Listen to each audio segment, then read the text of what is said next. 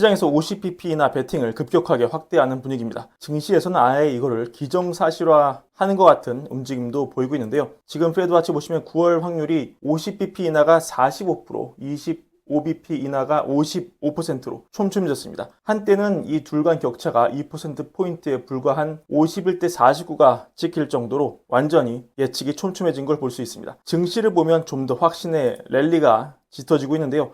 오늘 전반적으로 증시가 랠리를 보여줬지만 다른 무엇보다 러셀 2000의 상승폭이 가장 컸다. 이것은 시장이 50bp 인하 가능성을 빠르게 내다보고 러셀 2000 베팅을 늘렸기 때문일 겁니다. 증시망 비컷을 예상하는 게 아닙니다. 지금 채권 시장을 보시면은 3개월물 큰폭 하락, 2년물 금리 큰폭 하락, 10년물 금리도 역시 하락, 장기물보다는 단기물 위주로 금리 하락폭이 컸다. 이것은 역시 빠른 금리 인하를 뒷받침하는 논거일 것입니다. 어제 나온 티밀하우스의 기사, 연준이 여전히 50bp 인하를 강하게 고민하고 있다는 걸 시사하는 이 기사, 이걸 보고 드라마틱하게 시장이 빠르게 움직였는데요. 정말 이번에 연준이 진짜로 비컷을 한다면 저는 티밀하우스에게 갖고 있던 정말 약간의 의심, 정말 이 사람이 연준의 비공식 대변인일까라는 의문을 저는 모래알 만큼도 남기지 않고 없애버릴 것 같습니다. 왜냐면 어제 PPI 나오고 코어가 좀 반등한 상황에서 오히려 시장에서 25bp 인하 가능성이 좀 더 커진 상황이었거든요. 근데 올고지 혼자서 이 금리 포캐스팅을 홀로 하드캐리하면서 티밀하우스라는 사람이 바꾼 것이기 때문에 뭐 연준 위원이 몰래 티밀하우스랑 전화를 해서 흘려주는지 어쩌는지 여부는 제가 알 수 없지만 그 영향력만큼은 인정하지 않을 수 없기 때문입니다. 다만 만약에 진짜 연준이 50bp 인하를 한다면 파월은 정말 왜 50bp를 내려야 하는지 설명을 엄청 길게 해야 할 것입니다. 왜 설명을 길게 해야 되냐? 이유를 크게 세 가지로 정리할 수 있습니다. 첫 번째, 연준은 얼마 전 월러 트라우마를 겪었습니다. 한 일주일 전이었죠. 이 매파로 분류되는 월러 연준 이사가 50bp 인하 가능성을 열어놔야 한다고 발언을 한 바 있었습니다. 그때 시장 어떻게 반응했습니까? 급락했습니다. 왜? 지금 경제가 그렇게 나빠 보이지 않는데 이 매파인 월러 이사가 50bp 인하 가능성을 언급하는 것을 보니 경제가 정말 연준이 보는 데이터로는 골마 있구나. 연준이 우리가 못 보는 침체 데이터를 보고 선제적으로 빠르게 움직이는구나. 이렇게 판단하고 증시를 강하게 끌어내린 것입니다. 파월 입장에서 증시를 급락시키기 위해서 50bp 인하를 시도하는 것은 아니겠고, 그렇다면 파월은 왜 하필 지금 연준이 50bp를 인하하는 게 더 좋은지에 대해 시장을 납득시킬 수 있는 충분한 설명을 할 수밖에 없을 것입니다. 두 번째, 파월은 늘 항상 연준은 정치적 의도에 따라 움직이지 않는다고 강조했습니다. 근데 지금은 대선 시즌입니다. 그것도 엄청 박빙으로 돌아가는 대선 시즌입니다. 게다가 트럼프 후보 과거에 어떻게 인터뷰했습니까? 연준이 대선 전에 금리 내리는 거 옳지 않다고 인터뷰를 했습니다. 파월이 그걸 의도하지 않았겠지만 이미 연준의 금리 정책이 정치의 영역으로 들어와 버린 것입니다.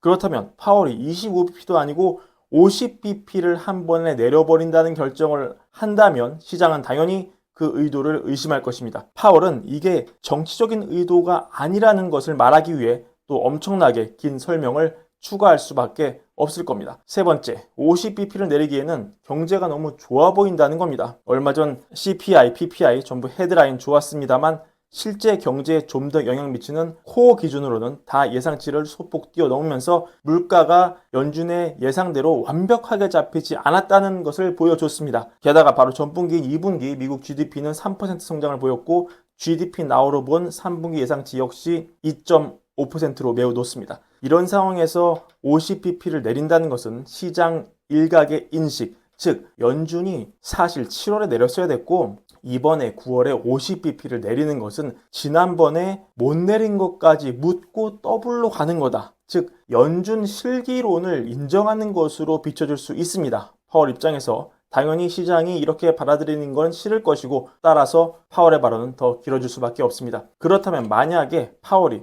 연준이 진짜로 50bp 인하한다면 그건 어떤 이유에서일까요? 그리고 파월은 어떤 논리를 만들 수 있을까요? 첫 번째, 중립금리 논거를 꺼낼 수 있을 겁니다. 금리를 정하는 가장 기본 방정식인 테일러 준칙에 따르면 금리는 대략 이와 같은 공식에 의해 정해질 수 있습니다. 물론 이건 이론적인 내용입니다. 중앙은행은 이렇게 단순하게 식 하나로 금리를 정하지 않습니다. 이해를 돕기 위한 교재입니다. 여기서 다른 건 무시하시고 이 적정 기준금리와 중립금리라는 게 거의 1대1의 관계로 대응한다는 걸 보시면 되겠습니다. 만약 현재 인플레가 빠르게 떨어져 목표 인플레로 돌아가고 현재 GDP와 잠재 GDP 간의 갭이 거의 없다면 결국 기준금리는 중립금리 레벨로 돌아가야 맞는 것입니다. 근데 파월은 잭슨홀에서 이미 천명을 했습니다. 더 이상 긴축을 할 뜻이 없다고 밝혔습니다. 그런 상황이 아니라고 분명하게 뜻을 얘기했습니다. 그렇다면 더 이상 눈치 보지 말고 이 적정금리를 빠르게 이 알스타 중립금리 레벨로 빠르게 돌려놓는 것이 그게 바로 추가로 경제 부담을 주지 않기 위해 연준이 해야 하는 바른 일이라고 설명할 수 있습니다.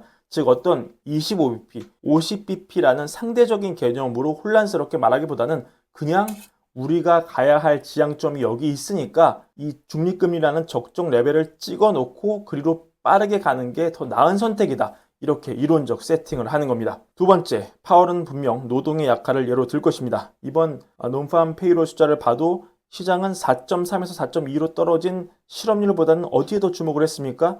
그렇죠. 전달, 전전달 잠정치 대비 크게 떨어진 이 노동의 약함에 더 주목을 했습니다. 게다가 제가 최근 전해드린 이 해밀턴 보고서 보여드린 적 있죠. 자, 어떻습니까? 이민의 증가 때문에 경제를 화랑으로 불황으로도 유도하지 않는 적정 고용 증가량이 팬데믹 이전에는 2024년만 보시면은 6만에서 10만 정도면은 이게 적정 수준이었는데 팬데믹 이후에 이민이 몰려들면서 노동이 증가하니까 어땠습니까? 기준이 바뀌었다. 이제는 16만에서 20만은 가야지 이게 적정 수준이다. 과거에 예를 들어 20만 고용이 순증했다. 그러면 엄청나게 과열한 거죠. 굉장히 뜨거운 거죠. 하지만 지금은 그냥 적정 수준이다. 근데 지금 논판 페이롤 어떻게 나왔습니까? 이 변화된 기준을 보면은 밑돌고 있는 것이죠. 따라서 뭐다? 고용이 과거 기준 말고 지금 기준으로 보면 약한 것이다. 불황을 뜻하는 노동의 데이터다. 이렇게 논리 충분히 구상할 수 있습니다. 또 하나, 이 글로벌 경제를 논거로 제시할 수 있을 겁니다. 5개 분기 연속 디플레 움직임 보이는 중국, 금리 인하에도 쉽게 살아나지 않는 유럽 경기, 이런 거 볼 때 미국이 선제적으로 금리를 인하해서 글로벌 불황을 견딜 체력을 갖춰야 한다. 논거로 삼을 수 있을 것입니다. 자, 이렇게 미국이 선제적으로 금리를 강하게 인하해서 얻을 수 있는 최선의 길은 골디락스일 것입니다. 노동시장의 추가 약함을 허용하지 않고 경제를 계속 2% 성장 이상으로 끌어올리면서 침체 없이 넘어갈 수 있는 그런 시나리오. 그게 바로 연준이 원하는 시나리오일 것입니다. 하지만 만약에 이런 시나리오가 잘못된다면 요새 이 다이먼 JP 모건 회장이 자주 꺼내는 시나리오 있죠? 스태그플레이션. 그게 최악의 시나리오라고 평가하는데요. 그의 최근 발언은 뭐라고 합니까? 최악의 결과는 인플레가 아니고 바로 스태그플레이션이다. 나는 이걸 아직 테이블 밖으로 치우지 않았다. 그러면서 굉장히 많은 인플레이션 요인이 아직도 존재한다. 재정적자 증가와 정부 지출 증가는 경제 압력을 가중시킬 것이고 이런 것들이 단기적으로 또 향후 몇 년간 인플레를 자극하는 요인이 될 것이다. 그걸 보면서 아니야. 우리는 숲에서 나왔어. 이렇게 말하기는 어렵다. 나는 그렇게 생각하지 않는다. 이렇게 말을 했습니다. 자, 오늘 영상은 연준이 50bp를 인하한다면 왜 그런 선택을 했고 파월이 어떤 말을 할지에 대해서 준비했습니다. 다시 정리하지만 오늘 금융시장은 확실하게 50bp 인하에 베팅하는 모습입니다. 하지만 실제 연준의 결정은 당연히 저도 모르고 시장도 아직 모릅니다. 과연 연준이 진짜로 50bp를 인하할지 월가월부와 함께 주 결과 지켜보도록 하시고요. 그리고 과연 이 결정이 연준이 이 세상을 궁극적인 골디락스로 몰고 갈 수 있을지 그것도 함께 월가월부와 반응을 지켜보시겠습니다.